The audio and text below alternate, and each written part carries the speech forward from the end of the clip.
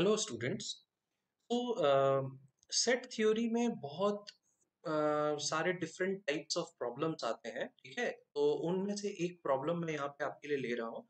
देखो, सबसे इम्पोर्टेंट क्या होता है कि जब हम लोग रिलेशंस के बारे में समझ जाते हैं, है ना। रिलेशंस मतलब जो हमने लॉज देखे थे आपके, डिस्ट्रीब्यूटेड, एसोसिएटिव, ठीक है। तो उन लॉज के बेसिस पे आपको कुछ क्वेश्चंस प्रूव करने के लिए आ सकते हैं। सिमिलरली आपको कुछ क्वेश्चंस जो है इवन वेन डायग्राम के बेसिस पे प्रूव करने के लिए आ सकते हैं, ठीक है। तो ideally in examination if questions are asked, तो आपका क्या दिमाग होना चाहिए कि भाई आपका आपका फोकस इस पे होना चाहिए कि try to prove it with the use of laws जो आपने पढ़ा है, ठीक है। तो वो जो है आपका आइडियल सिचुएशन होना चाहिए। वेन डायग्राम के केस पे प्रूफ करना कम। वेन डायग्राम का यूज क्या होना चाहिए? वेन डायग्राम का यूज होना चाहिए टू अंडरस्टैंड दोज लॉज, ठीक है।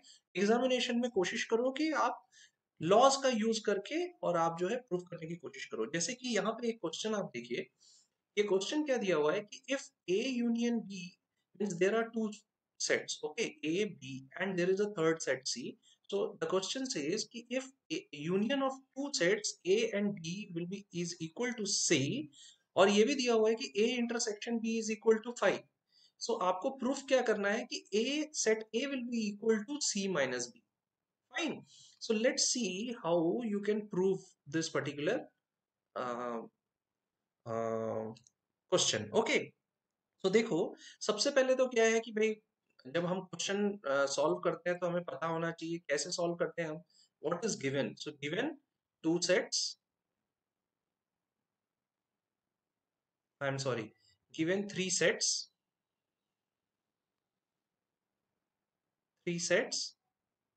A, B, C such that A union B is equal to C and A intersection B is equal to 5। 5 क्या होता है? नल होता है, ठीक है। So to prove, what is there to prove कि set A is equal to C minus B। okay, fine। so let's see the proof on another page। आपको examination में ऐसे लिखना चाहिए, ठीक है। so what is given? so given that A union B is equal to C, ठीक है। so what is this? This is given, right? Now let's so this A union B can be written as what? It can be written as A union B intersection B complement will be equal to C intersection B complement। Now why this is? So what we are doing, we are performing the intersection with B complement on both sides।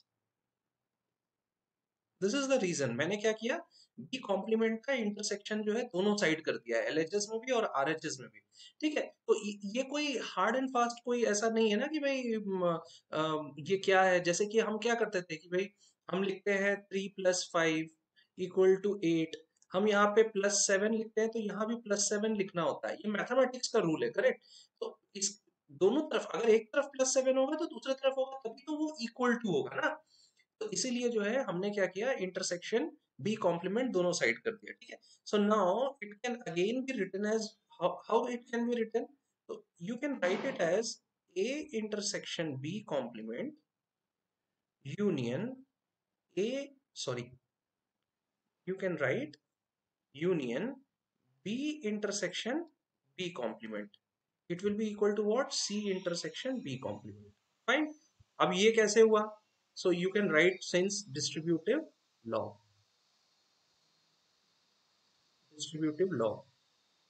ठीक है। तो distributive law हमने क्या देखा था कि distributive law क्या कहता है कि A intersection B union C is equal to A intersection B union A intersection C, है ना।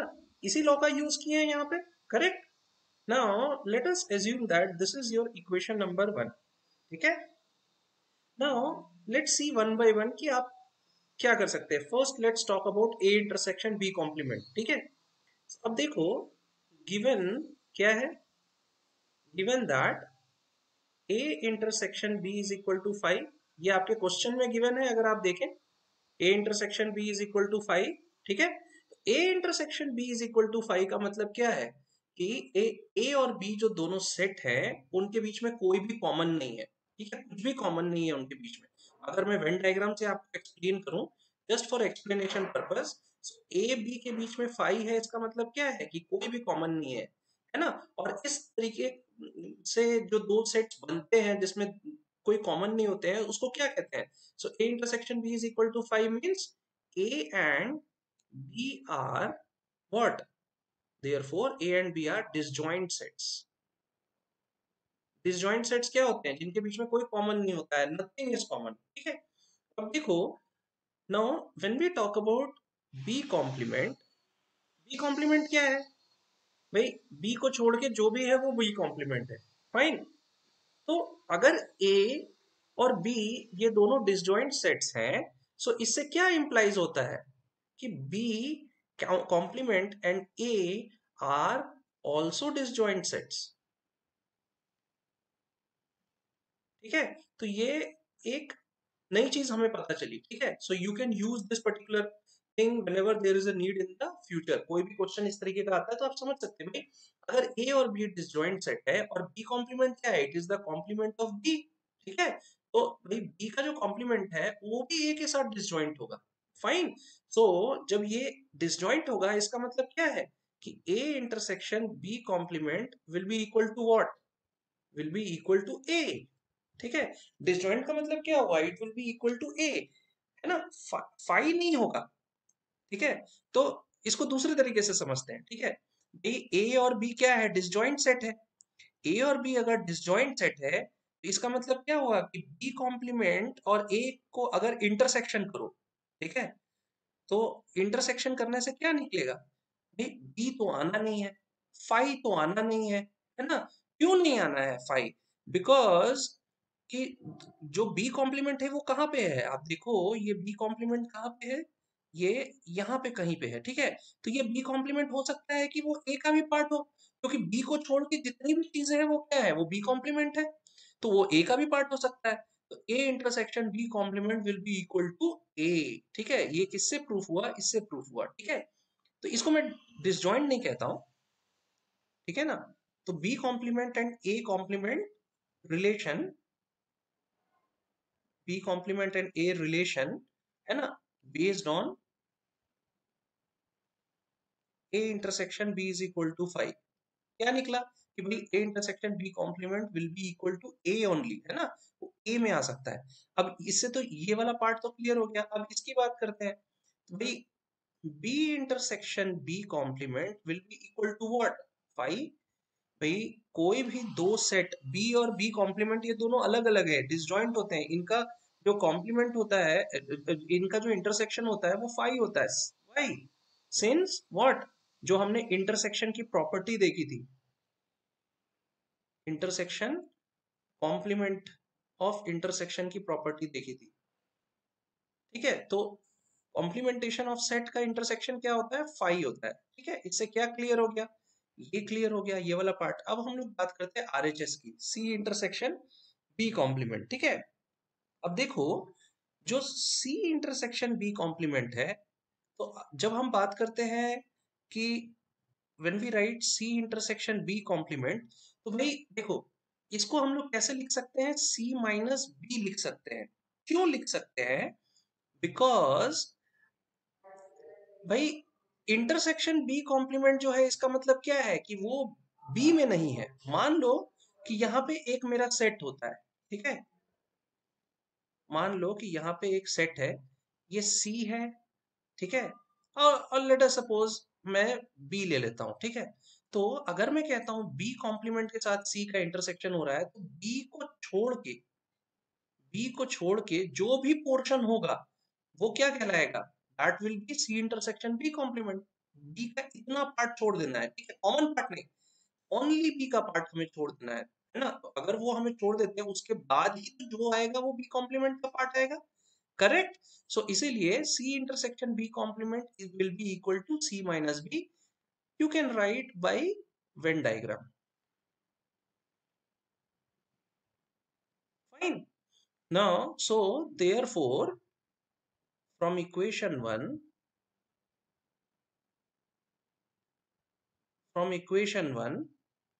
तो क्या लिखा हुआ था इक्वेशन 1 में? यहाँ पे दिया हुआ था A intersection B complement, okay, union B intersection B complement,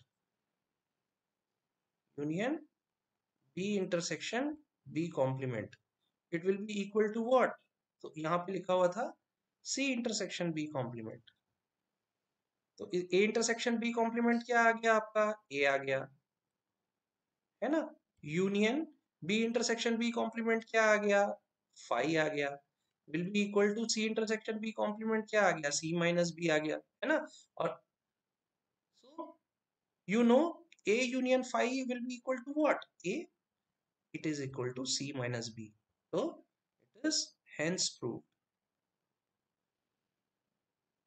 ठीक है, तो यहाँ पे A union phi is equal to A कैसे आया? तो यहाँ पे आप लिख सकते हो कि by identity law, by identity law, है ना? आइडेंटिटी लॉ क्या कहता था, अगर आपको याद होगा, किसी भी सेट का अगर यूनियन आप फाई के साथ करते हैं तो क्या आएगा? ए आएगा, है ना?